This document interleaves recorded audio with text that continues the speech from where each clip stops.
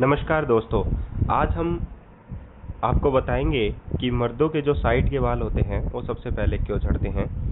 ऐसे बहुत सारे कारण होते हैं बाल झड़ने के, लेकिन आप लोगों ने कभी-कभी देखा होगा कि सर के बीच में से बाल का गायब होना, सर के दोनों साइड में से बाल का गायब होना। तो ये बहुत सारे ऐसे कारण हैं कि साइड में से ही बाल क्यों गायब होते हैं, पीछे के वाले भाग से ही जो बाल है वो गायब क्यों होते हैं, साइडों में से बाल गायब क्यों नहीं होते, जो कान के ऊपर वाला जो भाग है उससे बाल जो है वो गायब नहीं होते, जो हमारा जो गर्दन है उससे ऊपर वाला जो भाग होता है उसमें से बाल गायब गायब नहीं होते। तो ऐसे बहुत सारे कारण हैं जो साइडों में से ही बाल जो है माथे से के पास वाले भाग के बाल ही जो हैं वो गायब जल्दी होते हैं, और उसके कारण क्या होते हैं आज मैं आपको बताऊंगा। साथ ही साथ मैं इससे अगला जो वीडियो आपको दूंगा उसमें मैं यह बताऊंगा कि आपको ये बाल जो हैं वो वापस कैसे मिल सकते हैं। तो सबसे पहले बात करते हैं कुछ बातों के बारे में। जैसे साइड के बाल झड़ने के बहुत सारे कारण होते हैं। जो लोग अधिक तनाव में रहते हैं वो सबसे पहले साइड के बाल खोते हैं। अधिक तनाव होने के कारण जो दिमाग होता है वो लेफ्ट और राइट दोनों में होता है। लेफ्ट वाला दिमाग और राइट वाला दिमाग जब दोनों काम करते हैं तो उधर से ही जो हिस्सा होता है वो अधिक तनावपूर्ण होता है, जिससे या तो मनुष्य अपनी आँख खो देता है या अपने बाल खो देता है। तो महिलाओं में साइड के बाल बहुत कम झड़ते हैं। आप लोगों ने देखा होगा कि महिलाओं में बीच के जो बाल होते हैं, खोपड़ी के बीच में जो बाल होते हैं वही झड़ते हैं, लेकिन साइड में से बाल झड़ते नहीं हैं। इसका मतलब वो ये नहीं होता कि वो तनाव जो है तनाव मुक्त हैं, ऐसा कुछ नहीं है। उनमें भी तनाव होते हैं, लेकिन डीएचटी एक हार्मोन होता है जो टेस्टोस्टेरोन के साथ क्रिया करता है, और तनाव के साथ अगर ये चीज़ क्रिया कर जाता है तो बाल जो है वो जल्दी झड़ने स्टार्ट हो जाते हैं। लेकिन महिलाओं में ये विपरीत है, वो हार्मोन उस तनाव के साथ क्रिया नहीं करते, इसीलिए उनके जो बाल हैं साइड में से रह जाते हैं, बीच में से झड़ने लग जाते हैं। तो पुरुषों में साइड के बाल जल्दी झड़ते हैं, जबकि पुरुषों में यह विपरीत पाया जाता है। जब मर्द अधिक सोचते हैं तो दोनों तरफ के दिमाग हर वक्त एक्टिव रहते हैं, साथ ही साथ वहां से बाल भी निकलना शुरू हो जाते हैं। ऐसे बहुत सारे कारण हैं जिनकी वजह से मर्दों के साइड के बाल जो है वो झड़ना शुरू या झड़ चुके होते हैं। आइए इन सभी कारणों पर चर्चा करते हैं, और हम आपको बताएंगे कि उनके जो बाल है, हेयर लाइनिंग जिसे हम लोग बोलते हैं, उनको कैसे वापस लाया जाए। पहले उनके कारण के बारे में हम लोग पढ़ेंगे। तो अधिक ऑयल की वजह से भी जो बाल हैं वो झड़ना स्टार्ट हो जाते हैं।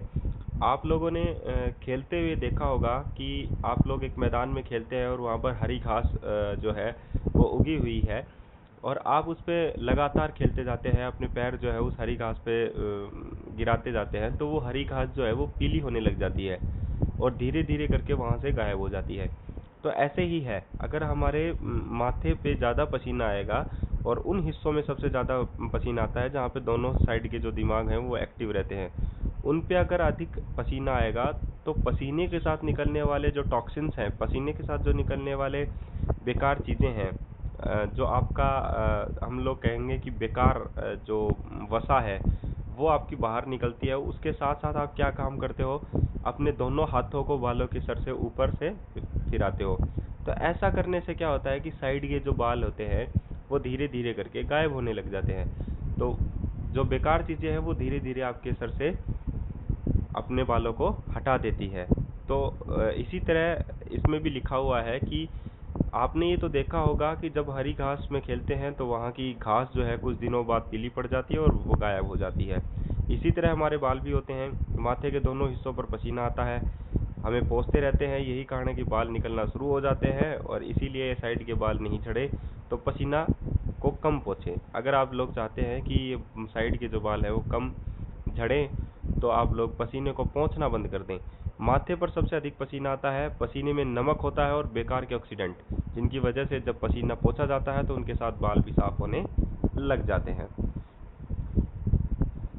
अब बात करते हैं विटामिन, मिनरल और प्रोटीन की कमी। ये जो भाग हम लोगों को दिखाए जा रहे हैं दोनों के दोनों हेयर लाइंस है, और एक बीच वाला भाग है डायग्राम में, ये दोनों के जो होते हैं वो अधिक तनाव वाला या प्रोटीन, विटामिन और मिनरल्स की कमी वाला भी होता है। जब इंसान ज़्यादा काम करता है और प्रोटीन विटामिन की कमी उनके पास हो जाती है तो उनके जो बाल हैं वो भी ऐसे ही झड़ना स्टार्ट हो जाते हैं। यदि व्यक्ति पूरे दिन काम करता है और उसके अनुसार उसको भोजन नहीं मिलता तब शरीर में कमी आती ही है। प्रोटीन की कमी से बाल झड़ने शुरू हो जाते हैं और ये बाल सबसे पहले साइड या सर के मध्य भाग से स्टार्ट होते हैं, बीच वाले भाग से कभी भी स्टार्ट नहीं होते। और उसके बाद में बाल पतले होते जाते हैं और धीरे धीरे वहाँ से भी गायब होते जाते हैं। तो ये बहुत सारे कारण हैं। इसके बाद में बात करते हैं बालों का पतला होना। जैसा कि इस डायग्राम में दिखाया गया है कि बाल जो हैं वो पतले हैं और अगर आपके सर से अधिक पसीना आता है तो ये बाल भी धीरे धीरे करके गायब होने लग जाते हैं।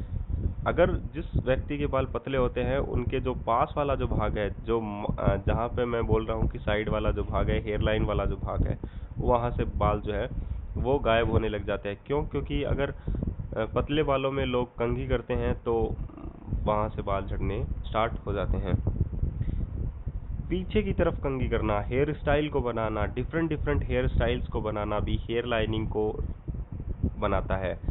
कहने का मतलब है कि जो साइड के बाल होते हैं, हम लोग पीछे की तरफ अगर बाल को कंघी करते हैं तो हेयर लाइन का बनना जायज़ होता है। विभिन्न प्रकार के कलर्स का अगर हम लोग इस्तेमाल करते हैं तो हेयर लाइन का बनना स्वाभाविक है।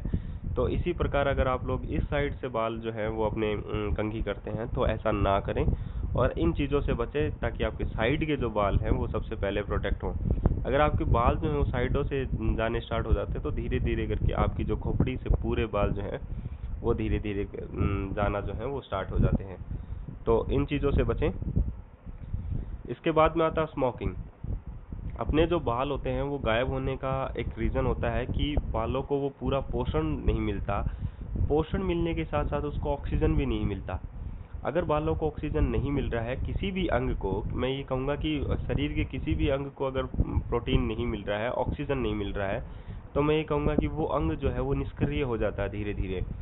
तो अगर आप लोगों स्मोकिंग करते हैं तो उस स्मोकिंग से क्या होता है कि आपके जो खून की जो ऑक्सीजन है, हीमोग्लोबिन है, वो कम होता जाता है। ऑक्सीजन की मात्रा अगर आप लोगों के हेयर तक नहीं पहुंच रही है तो आप लोगों के जितने भी बाल हैं वो धीरे धीरे करना मतलब उगना जो है वो बंद हो जाएंगे। और अगर वो उगते ही नहीं है तो जाहिर सी बात है कि आप लोगों के जो बाल हैं वो भी धीरे धीरे जो है वो भी गंजे हो जाएंगे। आप लोग गंजे होना स्टार्ट हो जाओगे अगर आप लोग कंटिन्यू स्मोकिंग करते हैं। तो बहुत सारे लोग होते हैं जो कि स्मोकिंग करते हैं लेकिन उनके बाल वैसे के वैसे हैं। उनका रीज़न ये नहीं है कि आप लोग उनसे कंपटीशन करें कि इनके बाल नहीं झड़े हैं, हमारे बाल झड़े हैं, तो स्मोकिंग उसका कारण नहीं है। ऐसा कुछ नहीं है। उनके बाल किसी न किसी कारण से ऑक्सीजन को मिलते हैं और ऑक्सीजन उन बालों को मिलती है ताकि वो बाल जो हैं वो वैसे के वैसे हैं। उनका सिगरेट या किसी और जो स्मोकिंग वस्तुएं होती हैं उन पे कोई असर नहीं होता। स्मोकिंग करने से आपके रक्त संचार की जो मात्रा है वो भी कम होती जाती है। तो खून में अगर रक्त संचार की मात्रा कम होती जाती है तो मैं ये कहूँगा कि शरीर पर भी उसका इफेक्ट पड़ता है और आपके जो नए बाल हैं वो उगना बंद हो जाते हैं। तो हेयर लाइन, आगे के बाल सबसे पहले गायब होते हैं क्योंकि स्मोकिंग जो होता है वो माइंड पे सबसे ज़्यादा असर डालता है। तो आगे के बाल जाना जाहिर है। ये है आनुवांशिकता। आप लोगों को इस डायग्राम में दिखाया गया है कि जो पहला है वो सबसे ज़्यादा गंजा है और वो कहाँ, दूसरा वाला कहाँ से गंजा है, तीसरा वाला थोड़ा गंजा है और चौथा जो है वो स्टार्ट हो रहा है। तो इस तरीके से ये आनुवांशिकता है कि दादा के बाल भी वहीं से गायब होना और पिताजी के भी बाल वहीं से गायब होना, फिर बेटे के भी बाल वहीं से गायब होना। तो ये जो है वो आनुवंशिकता है।